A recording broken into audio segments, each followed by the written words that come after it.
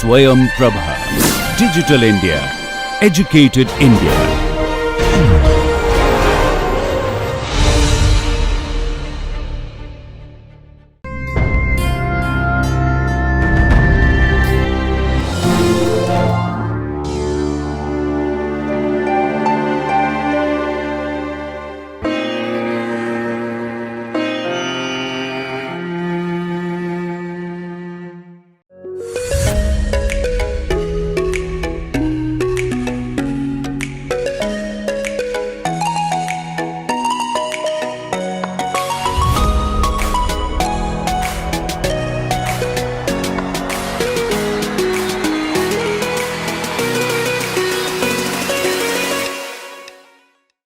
Hello friends. So, in this lecture we will discuss about the application of big data analytics in power system protection. So, we will discuss what is the big data, how it can be used in the application of protection area and maybe in some other areas also. So, that we will discuss in this lecture. So, let us see first what is big data. So, we know that the utility industry is encountering several challenges in dealing with extremely large data sets, and these extremely large data sets are often called big data, and this large data sets which we called as a big data, that is normally divided in two groups. The first group of data, that is from the utility measurement infrastructure, we can also call it as UMI. So, this data are available from utility measurement. Several measurements are carried out by utility using several devices, and whatever data obtained by these devices, those data fall under this category, that is the data available from the utility measurement infrastructure. The second group of data that is available other than utility measurement infrastructure. So, this data are not necessarily the part of utility measurement infrastructure. Of course, those data are not required by utility, but if those data is integrated with the first group of data, that is utility measurement infrastructure data, then whatever combined algorithm we have, that will be useful for several purposes. So, the data available from utility measurement infrastructure, there are several examples. The first example is the data that is captured or available from synchrophasor measurement systems. So, we have phasor measurement units, we have phasor data concentrators. So, based on this, whatever data are used, and this data are used in addition with the data available from the SCADA system, that is supervisory control and data acquisition system. So, this data are normally used for situational awareness. So, if we wish to go for online monitoring, real time monitoring of the entire network, then we can use the data of synchrophasors along with the data of SCADA system. The second group of data which we can collect, that is from the automated revenue metering systems, and this type of systems are widely used for billing purpose, and such type of meters are installed by several utilities at various locations, and so there is no need to send the lineman to capture the data and then billing will be done. Instead of that, automated revenue metering system type of arrangement is carried out by the utility, where utility installed several meters, we can call it as smart meters, at several locations, and these smart meters will send the data at a control center, and based on the data available at the control center, billing will be done. So, this type of data are also fall under the first category, that is the data available from the utility measurement infrastructure. The third example we can say, that is the data available from the transient recorder, and this data are related to the fault location.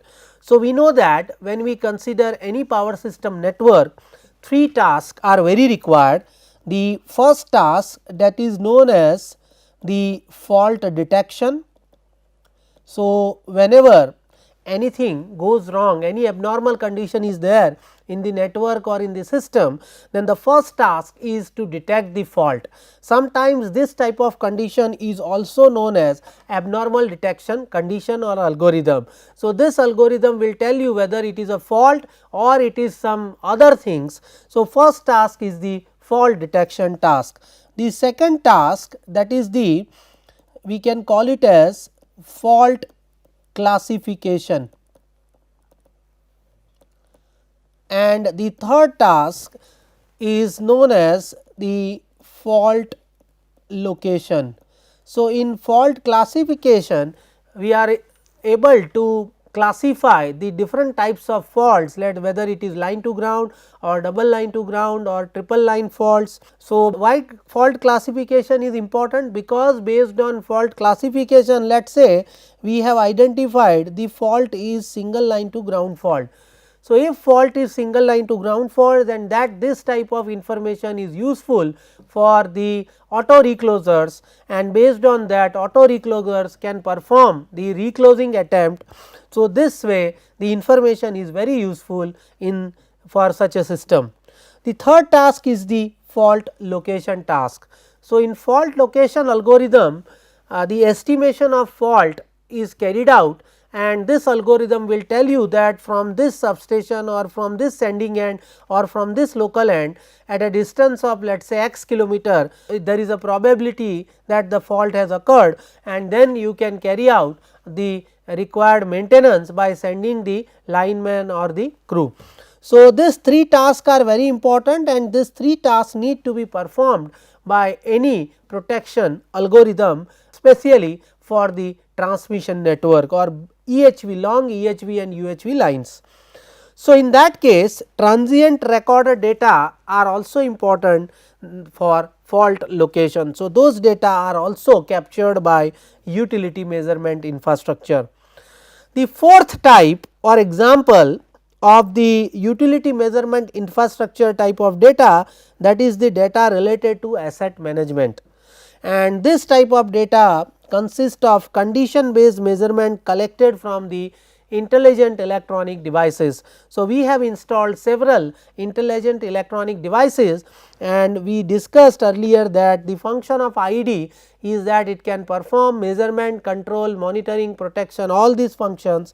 So, whatever IDs we have installed, and those data of those IDs are available or grouped at particular control center, and by assessing those data, analysis related to asset management that can be carried out. And this asset management task includes the management related issues, maybe it can also include financial related issues like electrical pricing, other issue related to these technical things. So, all these are available or comes under the asset management task. The fifth important example is the nameplate and maintenance data entered offline. This is normally offline, because when you installed any devices, the nameplate data you need to capture, normally it is provided by the manufacturer. So, those data are also important, and some data which you have captured or which you observed at the time of scheduled maintenance. So, those type of data are also very important. So, this 5 datas which are available from the let us say synchrophasers, SCADA systems, maybe automated revenue metering systems or smart meters, available maybe from transient recorders or maybe from IDs, or maybe some offline data may be collected from nameplate or during the scheduled maintenance. All those data are available or fall under the category of this first, that is the data from the utility measurement infrastructure. Now, there are some other datas which are not the part of utility measurement infrastructure, and the examples of those data are, the first example is the weather data. Say we need weather data, let us say, to forecast what is the actual production of, let us say we have solar based power generation. So, for forecasting of this we can go for it if we have wind based power generation. So, weather data plays an important role. Second type of example, those data which are not part of utility measurement infrastructure, those are available from geographical information system and normally known as GIS data, geographic information system data. The third type of example is the lightning detection network data. So, lightning detection network data are very useful for studies related to the insulation coordination. So, that is why this data play an important role. So, and they are useful for insulation coordination studies. Then the fourth example is the data related to the landscape and vegetation. So, normally this data are very useful for the utilities and that is why this type of data are also there. And the last but not the least, the electricity market data which will be used for pricing and some other applications. So, this data are also important. This data are normally not captured by the most of the utilities, but this type of data are available from some other organization. Now, if we wish to implement big data analytics, then what is required? So, for the successful implementation of big data analytics, correlation of data in time and space and providing unified and generalized modeling is very important. So, we need to coordinate the data which are available in time domain or which are available in space domain. Let us say whatever data captured by the smart meters, let us say data captured by the PMUs, synchrophasors data, SCADA data, all those data are in time space. Whereas, the data available in space like the weather data, maybe GIS data, they are available in images or lightning detection data. So, all this data are available in some different domain or form. We need to correlate this data, that means the both the group of data, those data which are part of utility measurement infrastructure and those are not part of utility measurement infrastructure. We need to correlate this data and then we have to carry out a generalized modeling, and using that we can definitely use this generalized model which we have developed for implementing data analytics for various electric utility applications. So, we will discuss maybe one or two applications also. In this case, if we correlate these two data in time and space and if we achieve a generalized model, then what we can obtain. Now, before we discuss this thing, let us see what are the challenges of the big data integration, and these challenges are in the form of 3 V's.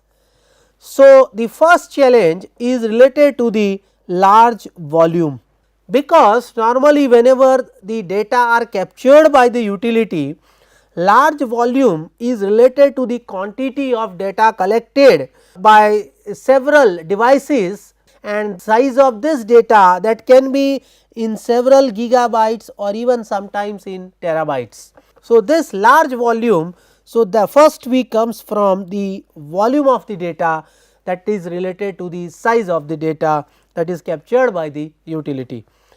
The second V comes from the velocity of the data, that is high velocity, and this is basically related to the data collection and processing of those data expressed in terms of samples per second.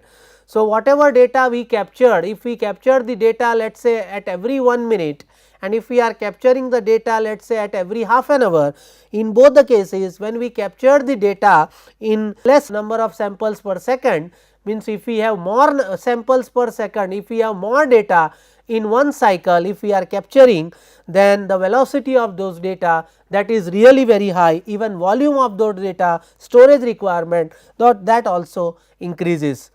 So, the second V comes from the velocity of the data, whereas first V comes from the volume of the data. The third V comes from the increasing variety of the data, because we know that we can capture or utility can capture data in time domain, let us say the data of synchrophasors or data of SCADA system or maybe data available from the IDs or smart meters, whereas some other data are also there in the form of let us say latitude or longitude, or maybe in the form of images like GIS data, weather data, so many other things. So, this type of increasing variety, that is third V, which is because of the variety of the data, that describes the heterogeneity of analyzed data including many different sources. As I told you, let us say we have weather, we have GIS, let us say we have the information related to the lightning. So, all those different sources are there, and those sources when we captured, they are in different form. So, this is also going to have a big challenge. So, volume of the data, velocity of the data and variety of data, these 3 V's are very important, and because of these 3 V's there are several challenges when we are dealing with the big data analytics issue in power system protection.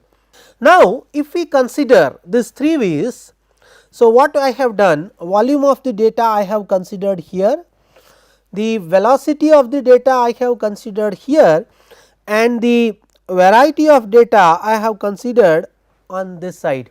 So, if I consider the smart meters, let us say that we are utility is capturing data from smart meters, then a survey indicates that 0.5 million devices, if I installed 0.5 million smart meters, then in case of 0.5 million smart meters, they can generate more than 120 GB of data per day. So, handling of those data, volume of this data is very large, and even when collecting this meter data at interval of either 5 minutes or at the most 15 minutes. So, if you collect this data at 5 minutes, then the velocity is different, and if you collect the data at 15 minutes, then the velocity is different. The second example we can consider is the PMU data.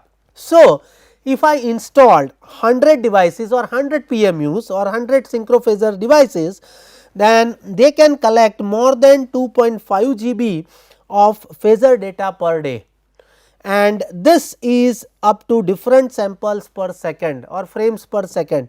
So, maybe we have highest 240 samples per second, but you can have lower values also, let us say 120 or 60 or 50 samples per second. So, in that case the volume and the velocity both are different. So, handling PMU data, that is also volume wise, that is size wise, and the velocity wise, those are also very different. The third example is related to the GIS and GPS data.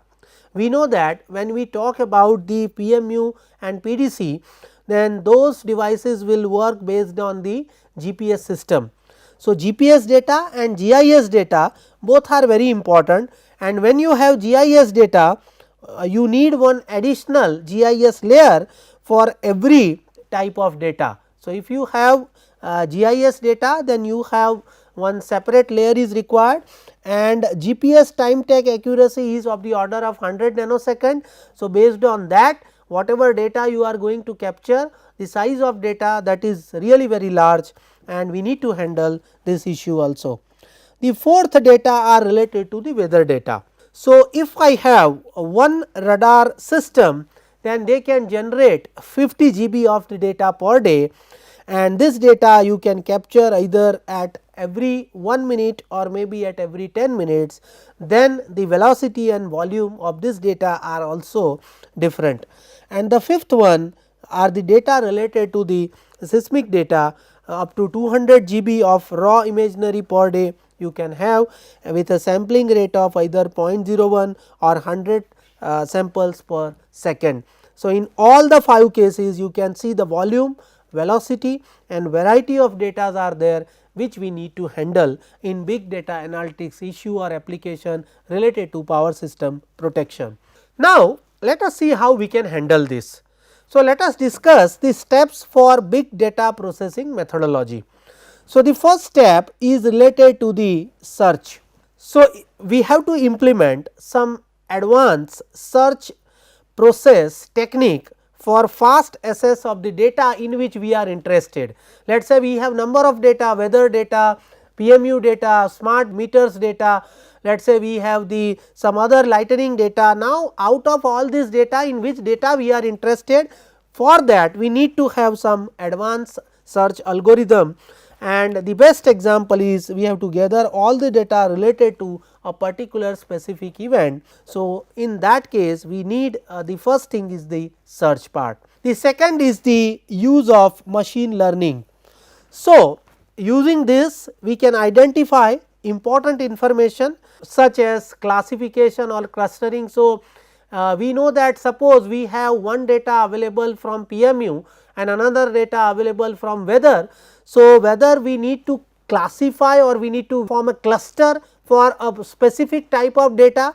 So, that can be done with the help of machine learning algorithms.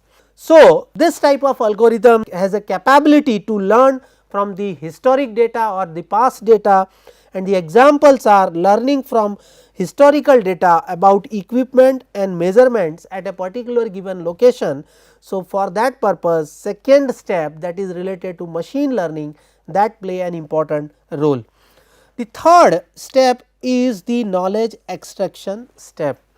So, we have to extract the knowledge from information using different data mining techniques. So, we need to have data mining algorithms where we can have several techniques and you can go for a specific technique depending upon your application, and here you need to extract the knowledge from individual data sources without combining them. So, let us say I want to capture the specific individual data sources from PMUs and I want to capture on the other side individual data from the lightning. In this case, in knowledge extraction part, we are going to create several data sets of which each data set has several conclusions, and examples are extracting knowledge separately from the lightning detection network and separately from the travelling wave recorders. Those are the examples of these data. The fourth step is related to the correlation. So, here in this step we need to combine individual knowledge gathered from different data sources from the previous part, that is knowledge extraction, to form a final conclusion and the results based on some specific reasons. And the examples are, we have some correlation algorithms or correlating data of travelling wave recorders with the data of lightning detection network. If you combine lightning detection network data with travelling wave data, then that can be really helpful for taking the decision whether the fault because of that travelling wave has generated or maybe because of some lightning or transient fault travelling waves have been generated. So, based on that you can take appropriate decision. The fifth step is related to the prediction part. So, here in prediction algorithm we need to identify rules and trends in analyzed data that can be used to predict the future behavior.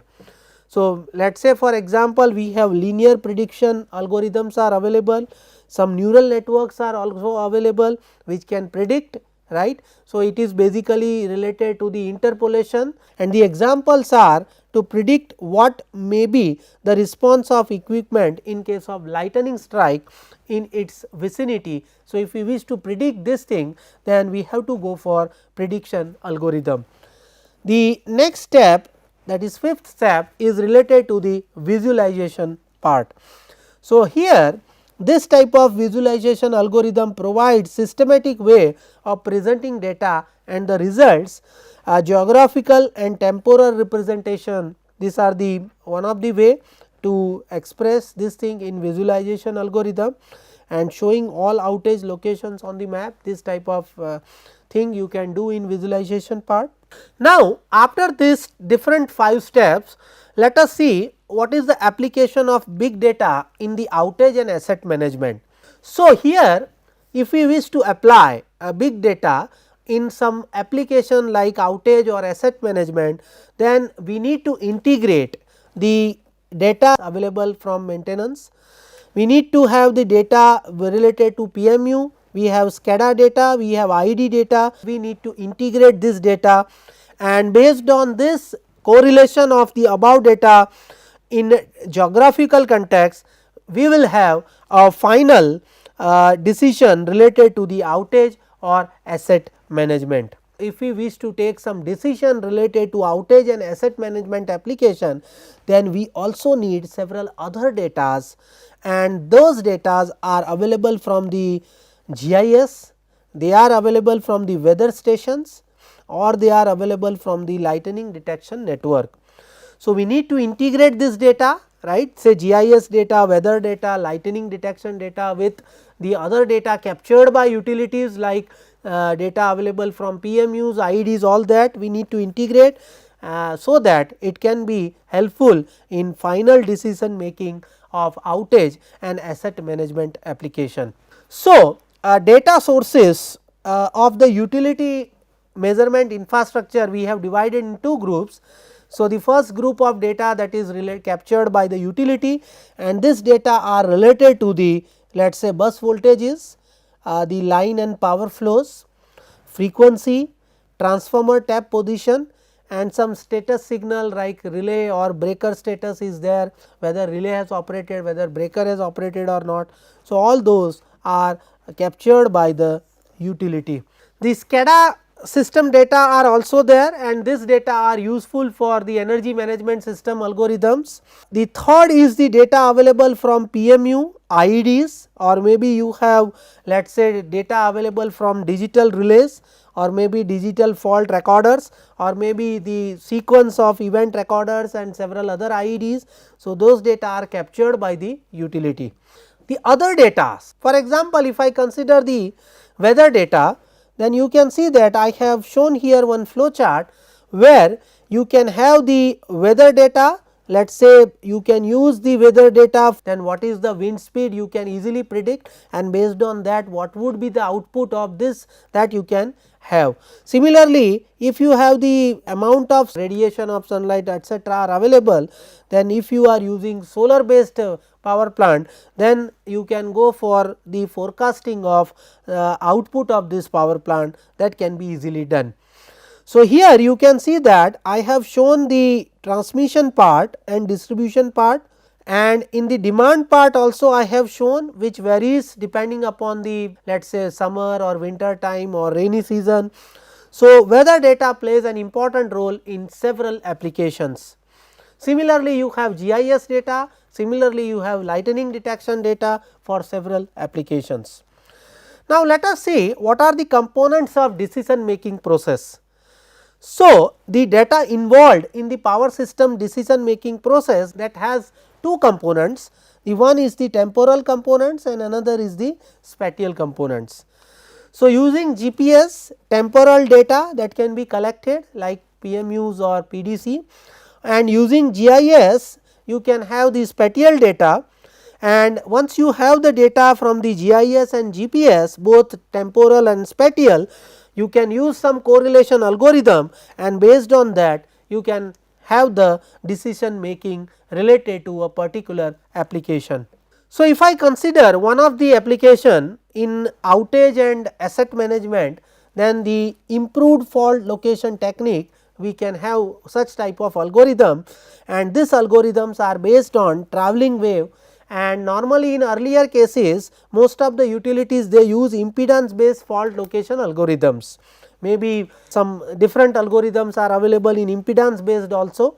So, instead of that, if we have the such type of correlation of data available, let us say lightning network data, or maybe we have the data available from the travelling wave based fault recorders, then we can go for the detection of fault location using the travelling wave based fault location technique.